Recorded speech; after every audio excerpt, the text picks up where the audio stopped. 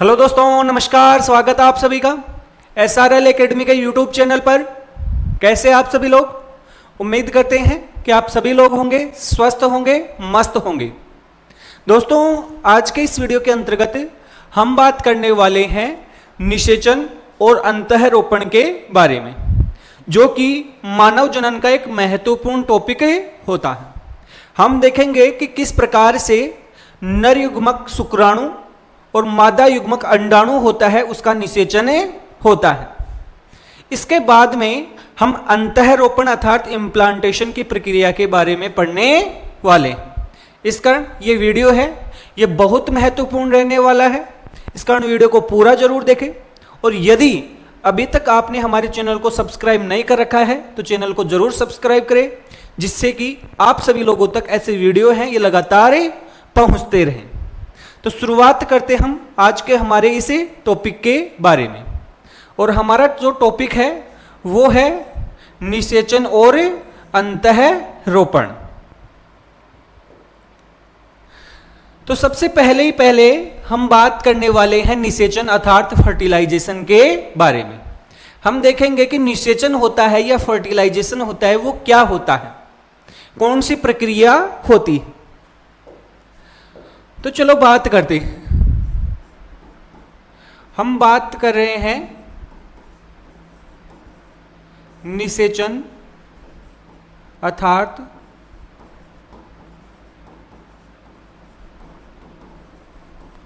Fertilisation के बारे में। देखो, निषेचन क्या है? निषेचन मनुष्य में या लैंगिक जनन के अंतर्गत एक सबसे महत्वपूर्ण घटना होती है।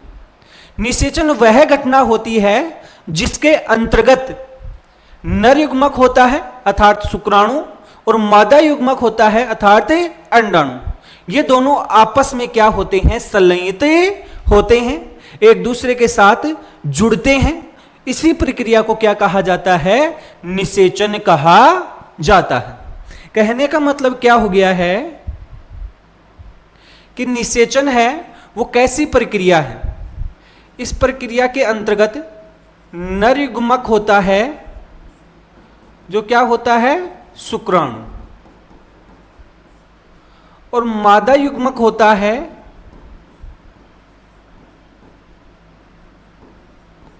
जो क्या होता है? अंडाणु। ये दोनों क्या होते हैं?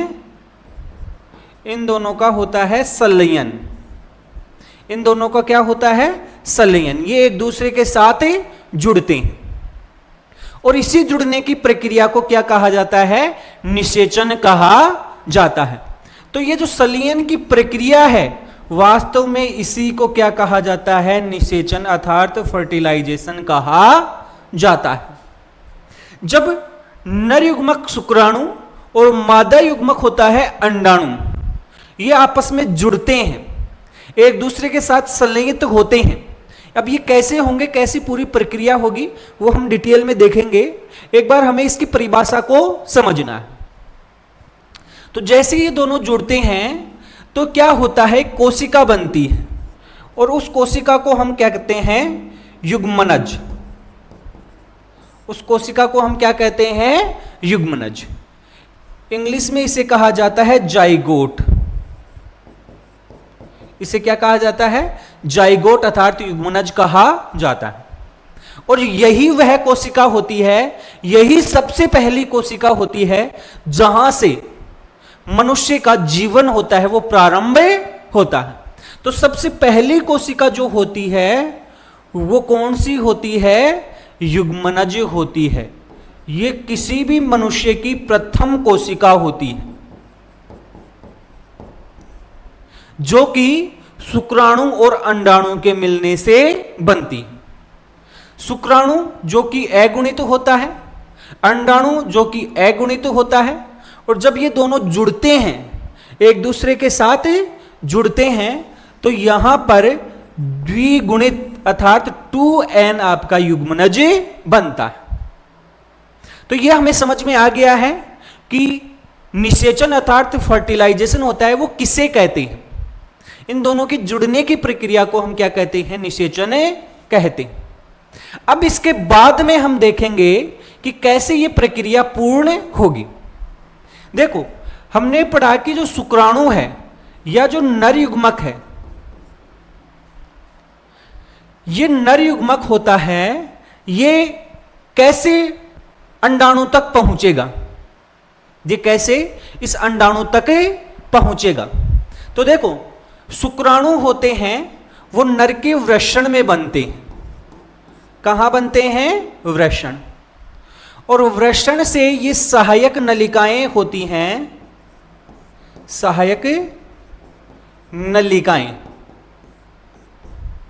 शुक्रजनक नलिकाएं होती हैं, सिसन से निकलने वाली नलिकाएं होती हैं। वहां से निकलकर, सहायक नलिकाओं से निकलकर ये सिसन के द्वारा अर्थात पेनिस के द्वारा मादा की योनि तक छोड़े जाते हैं।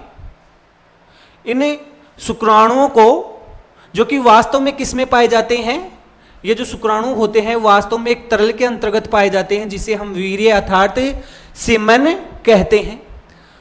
वो सीमेन होता है, वो सिसन के द्वारा मादा की योनि तक छोड़े जाते हैं। और सिसन होता है, इससे ये मादा की योनि तक पहुंचते हैं। शुक्राणुओं का, या हम ये बोल दें कि वीर्य का सिसन से मादा की योनि तक पहुंचाने की इस प्रक्रिया को क्या कहते हैं? हमें इस प्रक्रिया को हम कहते हैं वीर्य सेचन। ध्यान से सुन लेना, ये पूछा जाता है कि वीर्य सेचन क्या है। इंग्लिश में इसे बोलते हैं इनसेमाइनेशन। क्या बोला जाता है? इनसेमाइनेशन। जिसमें क्या होता है कि जो शुक्राणु होते हैं या जो वीर्य होता है, ये मादा की योनि तक पहुंचाया जाता है। तो इस प्रकार से ये जो शुक्राणु होते हैं, वीर्य होता है, मादा की योनि में पहुंचे जाता है। इसके बाद क्या होता है देखो, तो अभी तक देखो हमने क्या देखा कि जो वीर्य है जिसके अंतर्गत क्या होते हैं, शुक्राणु उपस्थित होते हैं। ये सिसन की सहायता से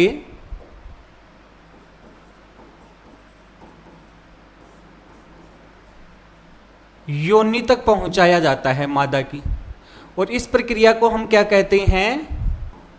वीर्य सेचन कहते हैं। इस प्रक्रिया को हम क्या कहते हैं? वीर्य सेचन। अब योनि में जब पहुंच गए तो जो शुक्राणु होते हैं वो कैसे होते हैं? गतिशील। शुक्राणु कैसे होते हैं? गतिशील। वो गति कर सकते हैं। तो योनि से ये कहां पहुंच जाते हैं?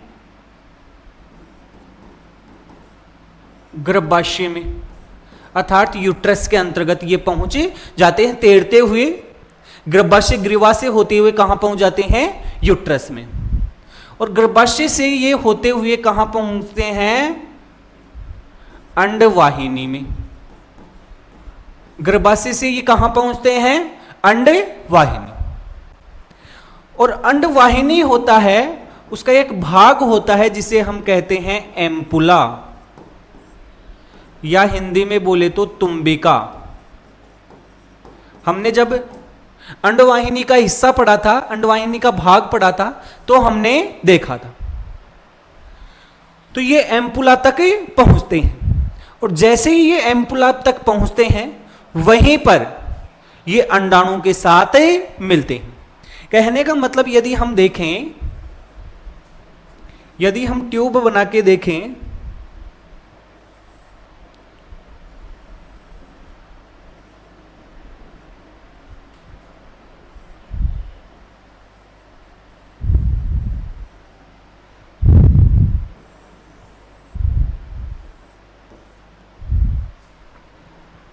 तो ये जो शुक्राणु होते हैं ये गर्भाशय से होते हुए, ये जो गर्भाशय है इससे होते हुए अंडवाहिनी के इस वाले हिस्से में पहुंचे जाते हैं, और इस हिस्से को हम क्या कहते हैं? एम्पुला कहते हैं। और इसी एम्पुला में अंडाशय से निकला हुआ क्या आ जाता है, अंडाणु भी आ जाता है। तो ध्यान से सुनना, अंडाणु और शुक्राणु होते हैं, इनका जो निषेचन होता है, इनका जो संलयन होता है, वो कहां होता है? ये होता है अंडवाहिनी के एम्पुला, अंडवाहिनी के एम्पुला वाले भाग में, और यहां पर अंडाणु और शुक्राणु होते हैं, एक दूसरे के साथ निषेचित होते हैं। तो ये सारी बातें हमें ध्यान रखनी है। तो अब तक हम ये पढ़ चुके हैं कि वास्तव में निषेचन क्या होता है। हम ये भी पढ़ चुके हैं कि ये निषेचन की प्रक्रिया होती है वो कैसे होती है और कहां पर संपन्न होती है। याद रखना है कि ये प्रक्रिया होती है एम्पुला भाग में संपन्न होती है। अंडवाहिनी के कौन से भाग में? एम्पुला वाले हिस्से में संपन्न होती है। अब कैसे ये दोनों मिलेंगे, इस दौरान क्या क्या परिवर्तन आएंगे, कैसे कैसे बदलाव आएंगे, ये अब आगे हम देखने वाले हैं। तो चलो देखते हैं। सबसे पहले हम बात करते हैं कि जो अंडाणु है जो कि आपके एम्पुला में पहुंचा है वो कैसा है।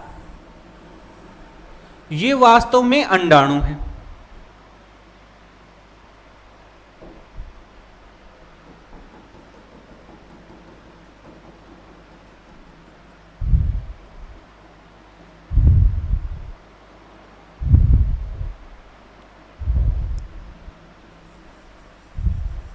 और ये इस अंडाणु का क्या है?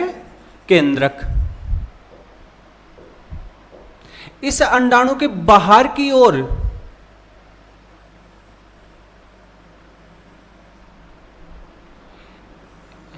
एक पारदर्शी होती है वो परत पाई जाती। एक पारदर्शी क्या पाई जाती है? परत।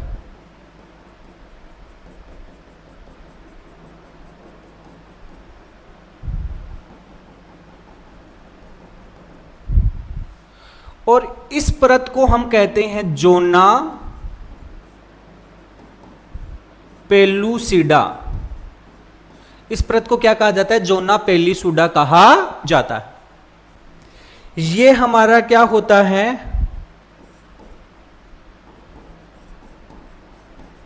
द्वितीयक अंड कोशिका। वास्तव में जो अंडाणु होता है वो द्वितीयक अंड कोशिका ही होती है। ये इसका केंद्रक है। तो ये परत है जोना पेलुसिडा। आपके अंडाणु और जोना पेलुसिडा के बीच में एक स्पेस होता है। क्या पाया जाता है? एक स्पेस पाया जाता है। ये जो आपको स्पेस दिख रहा है,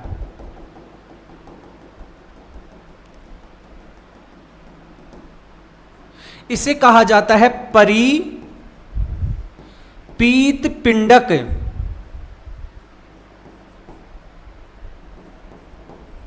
अवकाश। परिपीत पिंडक अवकाश इसे कहा जाता है। अवकाश का मतलब होता है स्पेस या जगह। और इसके अलावा बाहर की तरफ कुछ कोशिकाएं पाई जाती हैं।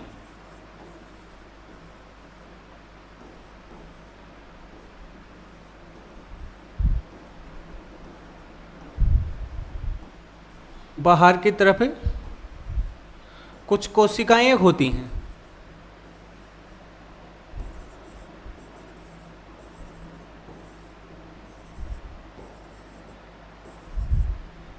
और ये जो कोशिकाएं होती हैं विशेष एक संरचना बनाती हैं जिसे हम क्या कहते हैं? इसे हम कहते हैं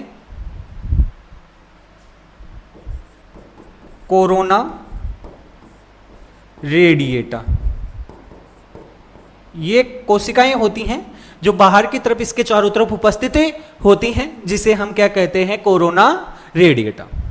तो इस प्रकार से यह आपकी क्या होती है? संरचना पाई जाती है, जो कि आपका अंडाणु होता है, जो कि आपका कहां पहुंचता है? एम्पुला वाले हिस्से में पहुंचता है।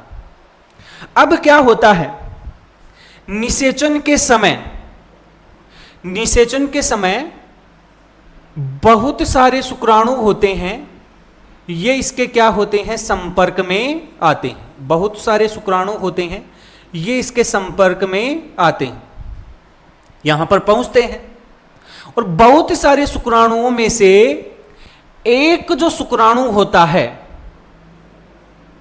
बहुत सारे शुक्राणुओं में से एक जो शुक्राणु होता है, जो सबसे पहले इस अंडाणु तक पहुंचता है, इस अंडाणु की जोना पेलिशुडा तक पहुंचता है, वो इसके साथ संलयित होता है और वो इसके अंतर्गत कुछ ऐसे बदलाव उत्पन्न करता है जिसके कारण से अन्य शुक्राणु हैं वो इसके साथ फ्यूज नहीं हो सकते हैं, इसके साथ जुड़े नहीं सकते। तो याद रखना कि जो सबसे पहले शुक्राणु पहुंचता है वो इसके अंदर प्रवेश करता है। तो जैसे ही कोई शुक्राणु होता है इस जोना पेलिशुडा से टकराता है, वैसे ही आपको पता होना चाहिए कि शुक्राणु का जो शीर्ष वाला हिस्सा था, शुक्राणु का जो शीर्ष वाला हिस्सा था, उसके अंतर्गत पाया जाता था एक्रोसोम। उसके अंतर्गत क्या पाया जाता था, एक्रोसोम। वो एक्रोसोम फट जाता है और उस एक्रोसोम के अंतर्गत बहुत सारे आपके क्या पाए जाते हैं, एंजाइम पाए जाते हैं। और ये एंजाइम होते हैं जिनमें विशेष रूप से हाइल्यूरोनिडेज एंजाइम पाया जाता है। और वो एंजाइम होता है इस जोना पेलिशुडा को और इस द्वितीयक अंड कोशिका की जो झिल्ली होती है उसको क्या करता है, तोड़ता है, एक तरीके से गलाता है। और जिसके कारण से जैसे ही ये इसको तोड़ता है तो ये जो केंद्रक होता है ये इसके अंदर प्रवेश करे जाता है। किसके अंदर प्रवेश कर जाता है, द्वितीय अंड कोशिका के कोशिका द्रव्य में प्रवेश करे जाता है। ये ध्यान से सुनना, ये केंद्रक यहां से आया है तो ये कैसे हो गया, नर युग्मक केंद्रक। अब देखो इस समय एक महत्वपूर्ण घटना होती है। इस समय इस द्वितीयक अंड कोशिका के अंतर्गत, इस द्वितीयक अंड कोशिका के अंतर्गत आपका द्वितीय अर्धसूत्री विभाजन होता है। इसी समय होता है, जिस समय निषेचन होता है उसी समय इसके अंतर्गत क्या होता है, द्वितीयक अर्धसूत्री विभाजन होता है। और द्वितीयक अर्धसूत्री विभाजन से ये जो आपका केंद्रक था ये दो भागों में विभाजित हो जाता है, ये दो भागों में विभाजित हो जाता है। इससे एक छोटा केंद्रक और बन जाता है। भाई द्वितीयक अर्धसूत्री विभाजन होगा तो जो केंद्रक था वो दो भागों में विभाजित हो जाएगा, एक ये बच गया और एक छोटा केंद्रक और बने जाता है। तो वास्तव में ये बड़ी कोशिका होती है, उसके अंतर्गत एक केंद्रक रह जाता है और एक छोटी वाली में आ जाता है। इस छोटे को तो क्या कहते हैं हमें, द्वितीयक पीत पिंडक। ये जो छोटी वाली कोशिका होती है इसे तो हम क्या कहते हैं, द्वितीयक पीत पिंडक। और वास्तव में अब जो बना है ये वास्तविक केंद्रक बना है। इसके साथ ये दोनों क्या होते हैं, संलयित होते। नरयुग्मक है वो अब क्या होगा, संलयित होगा। तो याद रखना है कि जो अंडाणु होता है या द्वितीयक अंड कोशिका होती है उसके अंतर्गत द्वितीयक अर्धसूत्रीय जो विभाजन होता है वो कब पूर्ण होता है, निषेचन के समय ही पूर्ण होता है। उस दौरान जब आपका नरयुग्मक इसमें प्रवेश करता है वो इसके किसको प्रवेश करता है, किसको प्रेरित करता है, द्वितीयक अर्धसूत्री विभाजन को प्रेरित करता है। और प्रवेश करते ही ये इस जोना पेलिशुडा के अंतर्गत ऐसे परिवर्तन भी करता है जिसके कारण से आपके दूसरे शुक्राणु है वो इसके अंतर्गत प्रवेश नहीं करे पाते। तो ये सब कुछ आपके निषेचन के समय होता है। तो हमने ये देख लिया है कि निषेचन होता है वो क्या होता है, कैसे होता है, कहां पर होता है, उस दौरान कौन कौन सी घटनाएं होती हैं, कैसे ये पूरी प्रक्रिया संपन्न होती। अब जैसे ये दोनों केंद्रक मिलेंगे तो निषेचन संपन्न हो जाएगा। और निषेचन संपन्न होते ही अब इस संरचना को हम क्या कहने लग जाते हैं? युग्मनज कहने लगे जाते हैं। क्या कहते हैं भाई? युग्मनज कहने लगे जाते हैं, जाइगोट इसे हमें कहते हैं। तो ये सारी चीजें आपको पता होनी चाहिए। जैसे ये दोनों केंद्रक मिलते हैं उसी समय लिंग निर्धारण भी हो जाता है, उसी समय लिंग निर्धारण भी हो जाता है। और ये सारी बातें आपको पता होगी कि मनुष्य के अंतर्गत किस प्रकार से लिंग निर्धारण होता है। मनुष्य में लिंग निर्धारण के लिए नर उत्तरदायी होता है, या हम यूं बोले कि नर का शुक्राणु उत्तरदायी होता है। क्यों? क्योंकि नर के शुक्राणु होते हैं वो दो तरीके के होते हैं। एक ऐसे शुक्राणु होते हैं जिनमें एक्स गुणसूत्र पाया जाता है, एक ऐसे शुक्राणु होते हैं जिनमें वायु गुणसूत्र पाया जाता है। तो अगर एक्स वाला गुणसूत्र, एक्स गुणसूत्र वाला जो शुक्राणु है वो अंडाणु से मिलेगा तो बनेगा क्या? मादा, या महिला शिशु बनेगी, मादा शिशु बनेगी। और अगर वाई शुक्राणु है वो आपका मिलेगा तो आपका क्या बनेगा? नर शिशु बनेगा। ये सारी चीजें आपको आती होंगी कि कैसे मनुष्य के अंतर्गत लिंग निर्धारण होता है, लेकिन आपको ध्यान रखना है लिंग निर्धारण भी इसी समय हो जाता। तो हमने ये निषेचन की प्रक्रिया को समझा। अब इसके बाद में हम समझने वाले हैं अंतःरोपण अर्थात इम्प्लांटेशन के बारे में। तो अब हम समझने वाले हैं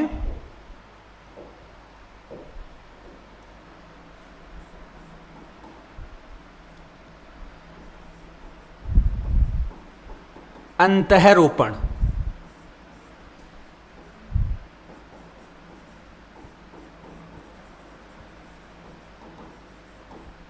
इम्प्लांटेशन के बारे में हमने निषेचन की प्रक्रिया देखी है, और इस निषेचन की प्रक्रिया से क्या बना है भाई? निषेचन की प्रक्रिया हमने अभी समझी है।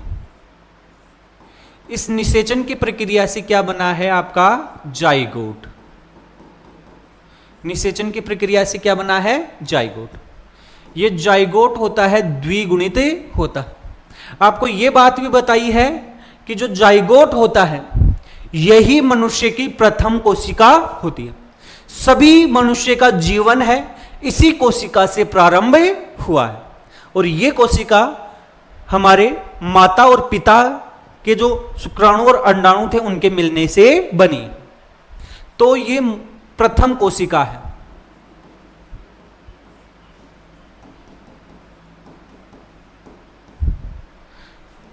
ये हमने पढ़ा। और ये जो जाइगोट है ये अंडवाहिनी के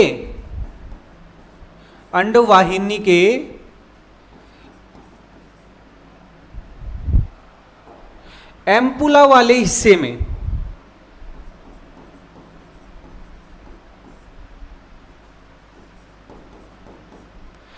कौन से भाग में बनी है? अंडवाहिनी के एम्पुला वाले हिस्से में बनती। जैसे हम एक डायग्राम बनाकर देखते हैं।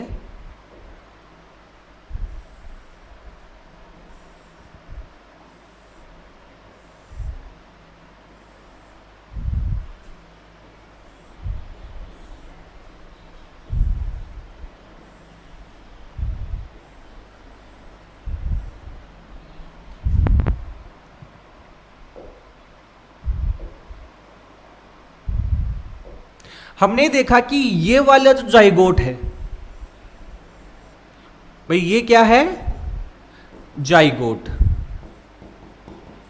ये यहां पर बन गया है अंडवाहिनी के कौन से भाग में? एम्पुला वाले हिस्से के अंतर्गत बन गया। अब इसके बाद में ये किस ओर बढ़ता है? गर्भाशय की ओर गति करता है। अब ये जाइगोट कैसे गति करेगा भाई? जाइगोट तो गतिशील है नहीं। तो इस कारण क्या होता है कि जो अंडवाहिनी होती है उसकी आंतरिक सतह पर ऐसे छोटे छोटे बालनुमा संरचनाएं पाई जाती हैं, और इन बालनुमा संरचनाओं को हम क्या कहते हैं? सीलिया कहते हैं। क्या कहते हैं भाई, सीलिया। और ये जो सीलिया होते हैं भाई, अंडवाहिनी में क्या पाए जाते हैं, सीलिया। और ये सीलिया होते हैं इस जाइगोट को क्या करवाते हैं, गति करवाते हैं। और जब ये जाइगोट गति करता है तो ये अंडवाहिनी के इस इस्तमस वाले भाग की ओर बढ़ता है। किस भाग की ओर बढ़ता है, इस्तमस वाले भाग की ओर बढ़ता है। भाई यहां से जाइगोट है, इस तरफ आएगा, किसके कारण से, सीलिया के कारण से आएगा। और यहां इस तरफ बढ़ता हुआ आपके कहां आ जाएगा, यूट्रस में आएगा। लेकिन इसी समय जब ये गर्भाशय की ओर बढ़ रहा है, गर्भाशय की ओर गति कर रहा है, उसी दौरान इसके अंतर्गत क्या हो जाता है, विभाजन भी चालू हो जाता है। भाई ये तो गति कर रहा है, इसी समय इसमें क्या हो जाता है, विभाजन प्रारंभ हो जाता है।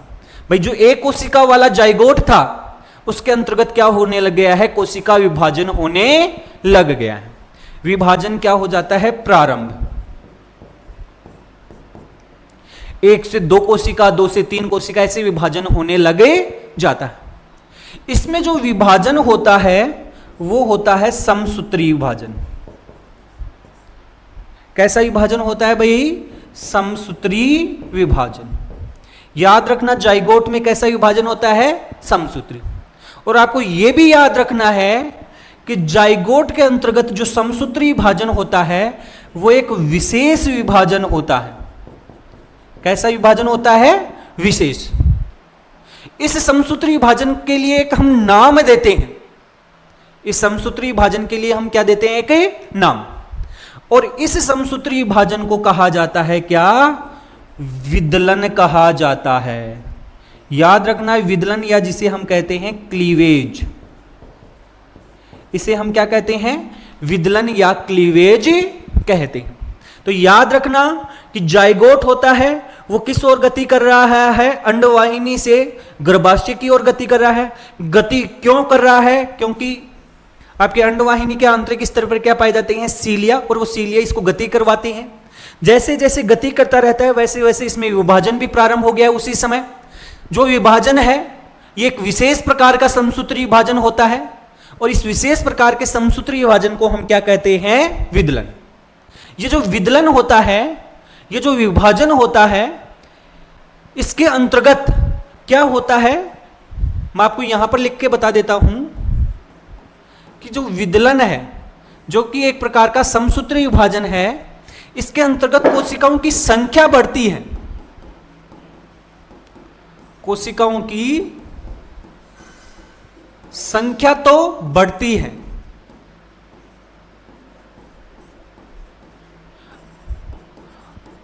आकार नहीं बढ़ता है।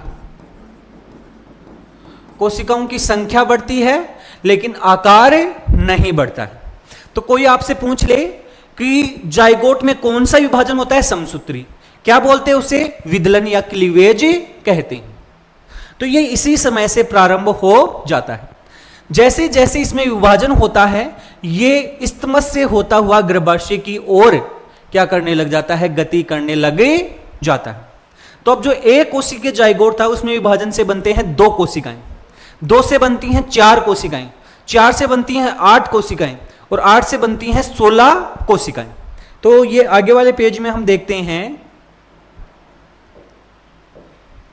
मान लो ये हमारा जाइगोट था, ये हमारा क्या है, जाइगोट। ये गति करता रहेगा और उसी दौरान उसमें विभाजन भी हो रहा है। इससे आपकी 2 कोशिकाएं बन गई हैं,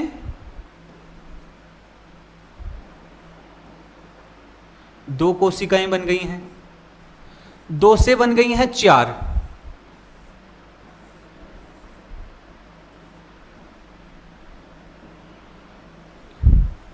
तो आपका 4 कोशिका वाला जाइगोट बन गया।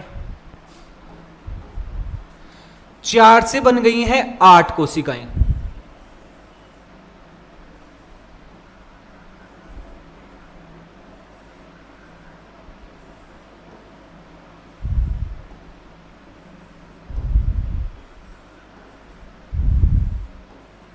ये 8 कोशिकाएं। 8 सेल वाला बन गया। आपको ध्यान रखना है कि 8 कोशिका वाले या 8 से लेकर 16 कोशिका वाले, इसको हम 16 कोशिका वाले तक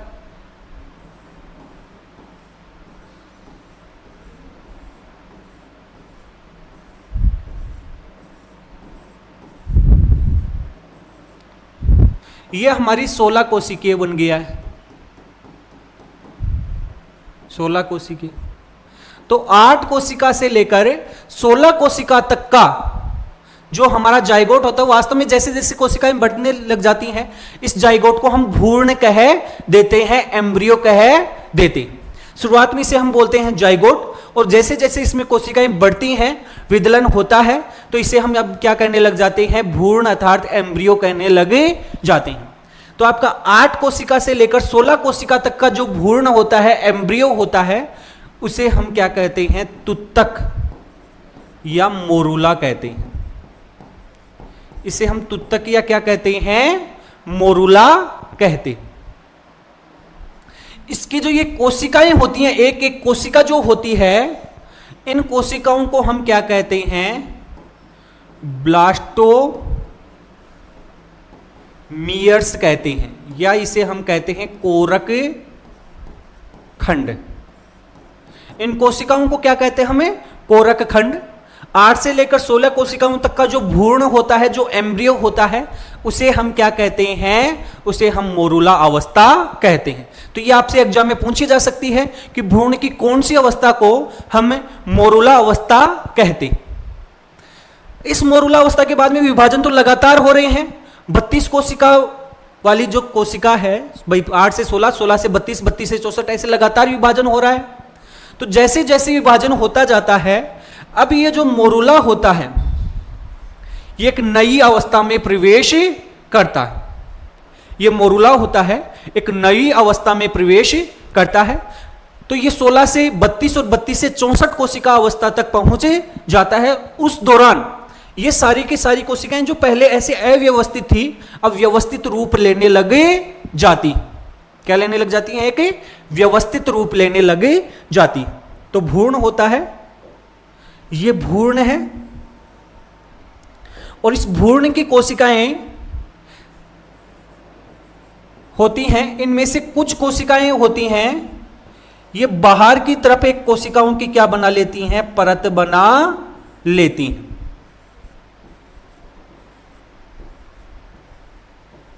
बाहर की तरफ कोशिकाओं की क्या बना लेती हैं, एक परत। जैसे जैसे इसमें विभाजन हो रहे हैं, कोशिकाओं की बाहर की तरफ क्या बन गई है, एक परत बन गई है।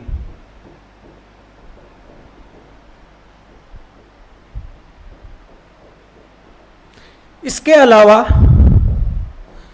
कुछ कोशिकाएं इसके अंतर्गत अंदर की ओर एक समूह के रूप में उपस्थित होती हैं। कुछ कोशिकाएं होती हैं, ये अंदर की ओर समूह के रूप में व्यवस्थित हो जाती हैं। कहने का मतलब एक तरीके से जो हमारी भ्रूण की कोशिकाएं थी, अब 2 हिस्सों के अंतर्गत डिवाइड हो गई। एक बाहर की तरफ परत बना लिया है, और एक अंदर की तरफ कोशिकाओं के समूह बना लिया है।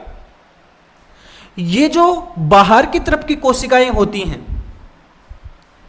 ये बाहर की तरफ की कोशिकाएं होती हैं, इन कोशिकाओं को हम कहते हैं ट्रोफोब्लास्ट।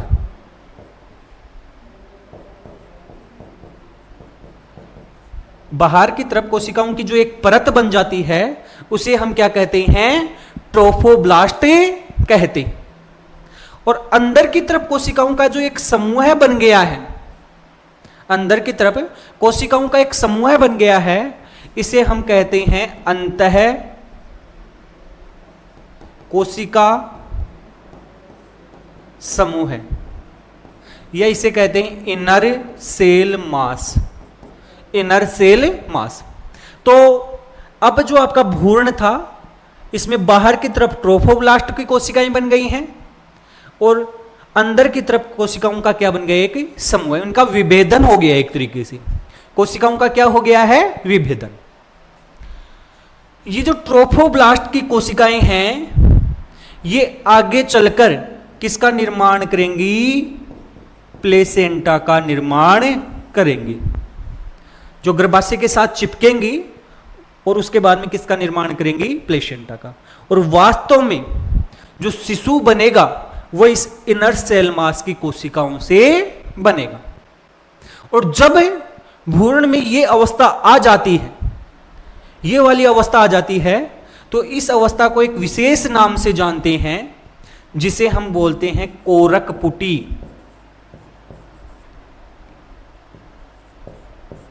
क्या कहते हैं, कोरकपुटी, या इंग्लिश में इसे कहा जाता है ब्लास्टोसिस्ट। इंग्लिश में इसे क्या कहा जाता है, ब्लास्टोसिस्ट कहा जाता है। तो जैसे जैसे आपका जो ये जाइगोट था इसके अंतर्गत विभाजन हो रहा था, तो आपकी भ्रूण की अलग अलग अवस्थाएं बन रही थी और उसी दौरान ये गति भी कर रहा था, अंडवाहिनी से होता हुआ कहां पहुंच जाता है, गर्भाशय में।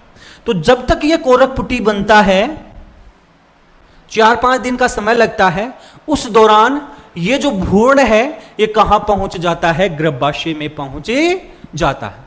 ये कहां पहुंच गया है, गर्भाशय में। और गर्भाशय में पहुंचने के बाद में जैसे हम देखें